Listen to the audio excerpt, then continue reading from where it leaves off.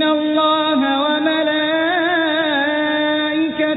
يصلون على النبي يا أيها الذين آمنوا صلوا عليه وسلموا تسليما. السلام عليكم ورحمة الله وبركاته، وأهلا وسهلا مشاهدينا في قناة طب الأعشاب.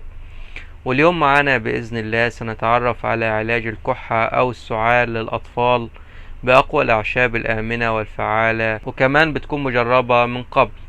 ومع تغير الطقس يتعرض الكثير من الأطفال للإصابة بالكثير من الأمراض، ومن أبرزها السعال، فيشعر الطفل بتعب شديد، والسعال ده بينتقل ليه عن طريق العدوى أو حالات البرد الشديدة أو إصابة الجهاز التنفسي.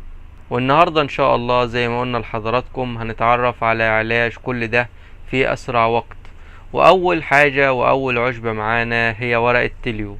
وورق التليو معانا بيكون بالشكل ده شكل ورق التليو. ويعتبر ورق التليو من أقوى العلاجات المنزلية الطبيعية التي تستخدم في علاج الكحة، وكمان من فوائدها أنها تزيل البلغم تماما، وكمان بتكون آمنة للطفل. وتاني حاجة معانا هي ورق الجوافة. ورق الجوافة طبعا كلنا عارفينه، هو بيكون معانا بالشكل ده.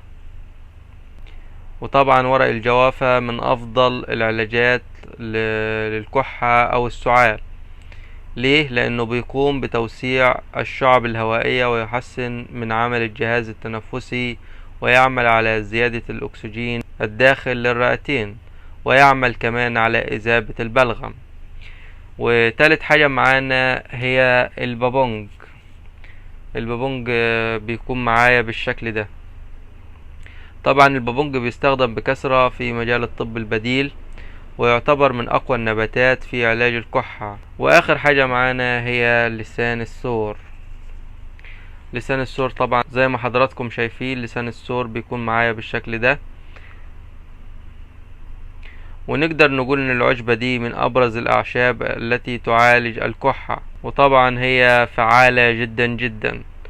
ودلوقتي بعد ما عرفنا المكونات هنبدأ نعمل الخلطة بتاعتي.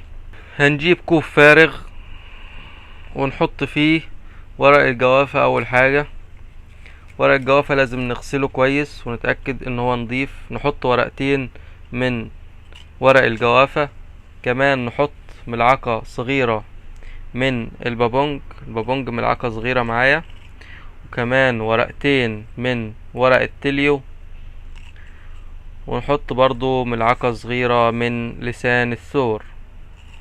يبقى المكونات بتاعتي ورقتين ورق جوافة مع ورقتين من ورق التليو، ونص ملعقة صغيرة من البابونج، ونص ملعقة صغيرة من لسان الثور.